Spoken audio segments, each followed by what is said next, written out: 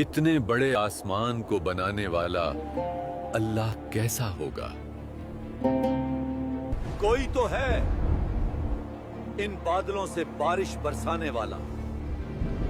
देखो कैसे ये सूखे दरख्त हरे भरे हो रहे हैं। इस निजाम को चलाने वाला अल्लाह कैसा होगा? मक्का एक ऐसा शहर जहाँ हर घर में एक नया खुदा था।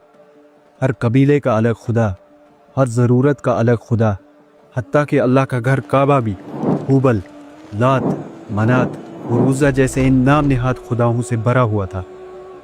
मुख्तलिफ़ चीज़ों से बने इन बुतों को मक्का के हर घर में सजा के रखा जाता था।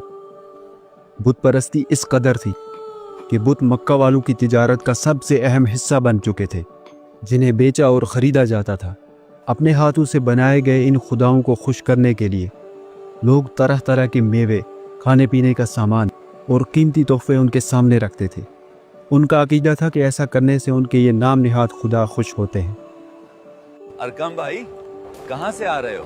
मैं कैनान से खुदाए होबल के लिए तोहफे लाया हूँ। लेकिन फिर शिर्क के इस शोर में एक पुरसुकून आवाज़ गूंजती है, ला इलाहा इल्लल्लाह। अल्लाह के महबूब नबी मुहम्मदुर रसूलुल्लाह सल्लल्लाहु अलैहि वसल्लम अल्लाह की वहदानियत का ऐलान करते हुए फरमाते हैं, ऐ मक्का वालों, इन बुतों की इबादत छोड़कर उसे एक अल्लाह की इबादत करो जिसके सिवा कोई माबूद नहीं।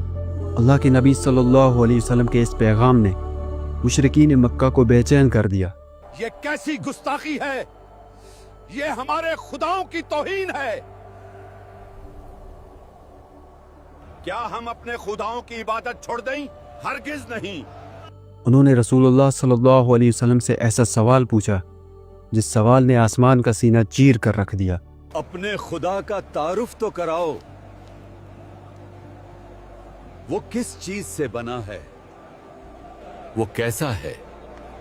उसका खानदान क्या है? वो सोने का है या चांदी का? अल्लाह के नबी सल्लल्लाहु अलैहि वसल्लम तो उस वक्त खामोश हो गए। ऐसा लग रहा था कि कायनात ने एक पल के लिए अपनी सांसें रोक ली। लेकिन फिर आसमानों का सीना चीरते हुए इस गुस्ताखी का जवाब आया, ऐसा जवाब जिसका हर लफ्ज़ शिर्क और कुफ्र को काटने वाली तलवार की तरह था।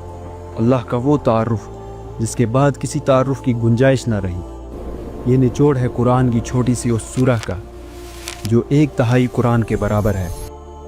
ये असर अंदाज वाक़या है सूरह अल इखलास का। इखलास ये अरबी लफ्ज़ खालिस से निकला है जिसके माने है पाकीज़गी या खलूस। लेकिन दिलचस्प बात यह है कि लफ्ज़ इखलास इस सूरह में कहीं भी इस्तेमाल नहीं हुआ, तो फिर इसका नाम सूरह अल इखलास क्यों है? यह नाम इसे इसकी थीम, इसके मौजू की वजह से दिया गया है। ये सूरह खालिस तौहीद यानी अल्लाह के खालिस और गैर मिलावटी वहदानियत का निचोड़ है। ये ईमान का वो ऐलान है जो मोमिन को पाक करता है। अब बढ़ते हैं इस सूरह के नाजिल होने की कहानी की तरफ, जो बहुत ही दिलचस्प है।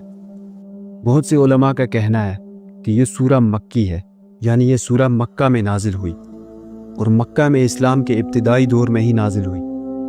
इसके मक्की होने की एक मजबूत दलील है हज़रत बिलाल रज़ी अल्लाह ताला अन्हु का वो मशहूर वाक़या कि जब बिलाल रज़ी अल्लाह ताला अन्हु को मक्का की तपती रेत पर लेटा कर सीने पे एक भारी पत्थर रख दिया जाता था और उनसे कहा जाता था कि अपना दीन छोड़ दो, लेकिन उस तकलीफ़ में भी उनका एक ही जवाब था, अहद अहद। वो एक है, वो एक है। अहद लफ्ज़ बराह रास्त सूरह अल इखलास से लिया गया है। इससे साबित होता है कि सूरह अल इखलास मक्की दौर में ही नाजिल हुई, लेकिन फिर भी उलमा की अपनी अपनी तहकीक हैं। कुछ उलमा के मुताबिक सूरह अल इखलास मुशरिकीन मक्का के उन सवालों के जवाब में नाजिल हुई जो सवाल उन्होंने अल्लाह के बारे में नबी सल्लल्लाहु अलैहि वसल्लम से पूछे। जैसे कि मक्का के एक शख्स आमिर बिन तुफैल ने मजाक उड़ाते हुए आप सल्लल्लाहु अलैहि वसल्लम से पूछा कि ए मोहम्मद सल्लल्लाहु अलैहि वसल्लम, आप हमें किस चीज़ की तरफ बुलाते हैं? क्या वो सोने से बना है या चांदी से या लोहे से? बाज़ उलमा का कहना है कि हिजरत के बाद मदीना के यहूदियों ने आप सल्लल्लाहु अलैहि वसल्लम से पूछा, ए मोहम्मद सल्लल्लाहु अलैहि वसल्लम, हमें बताएं आपका रब कैसा है? उसने फरिश्तों को नूर से, आदम को मिट्टी से اور آسمان کو دھوئیں سے بنایا، تو آپ کا رب کس چیز سے بنا ہے؟ اسی طرح نجران کے عیسائیوں کا ایک گروپ آپ صلی اللہ علیہ وسلم کے پاس آیا، انہوں نے بھی ٹھیک ایسا ہی سوال کیا۔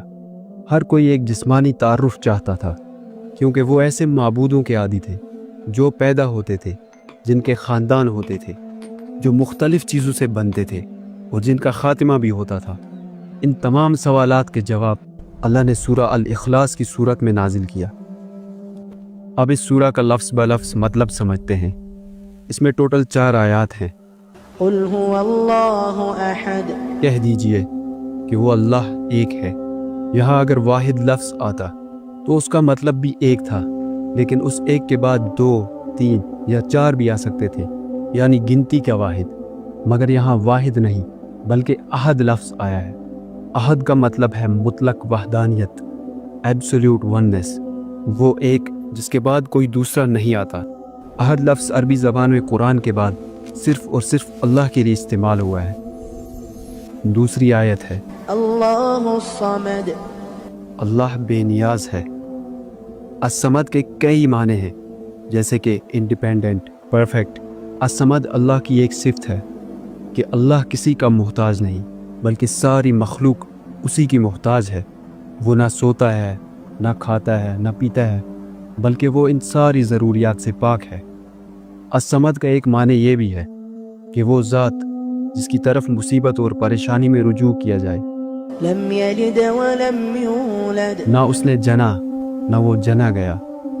یہ آیت عیسائیوں کے عقیدے کو رد کرتی ہے، جنہوں نے حضرت عیسیٰ علیہ السلام کو اللہ کا بیٹا کہا، اور یہودیوں کے عقیدے کو رد کرتی ہے، جنہوں نے حضرت عزیر علیہ السلام کو اللہ کا بیٹا کہا، اور ان مشرکین کے عقیدے کو رد کرتی ہے جنہوں نے فرشتوں کو اللہ کی اولاد کہا۔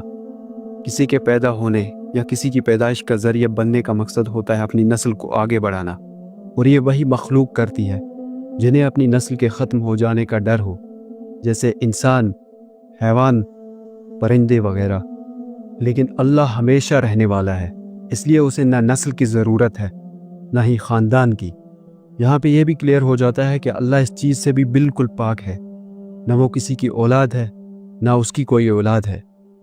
ولم یکن لہ کفوا احد، اور اس کے برابر کا کوئی نہیں، یعنی اللہ اپنی ذات اور صفات میں ایک ہے۔ سورہ الاخلاص کے بہت سے فضائل ہیں، اور اس کی ایک فضیلت یہ بھی ہے کہ یہ سورہ 1/3 یعنی 1/3 قرآن کے برابر ہے۔